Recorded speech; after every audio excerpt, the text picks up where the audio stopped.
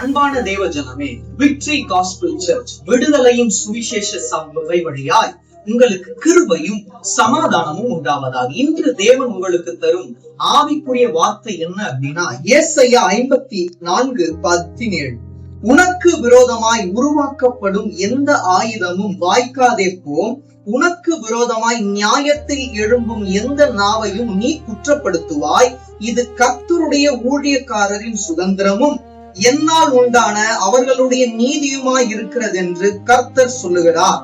சில நேரங்கள்ல நமக்கு விரோதமாக ஆயுதங்கள் எழும்பும், ஆனால் அது ஒரு காலமும் வாய்க்காது போகும்படியாக தேவன் செய்வார். சில நேரங்கள்ல ஸ்கூல்லயா இருக்கட்டும், காலேஜ்லயா இருக்கட்டும், நம்மளுடைய ஒர்க் பிளேஸ்லயா இருக்கட்டும், நமக்கு விரோதமாக ஆயுதங்கள் எழும்பும்.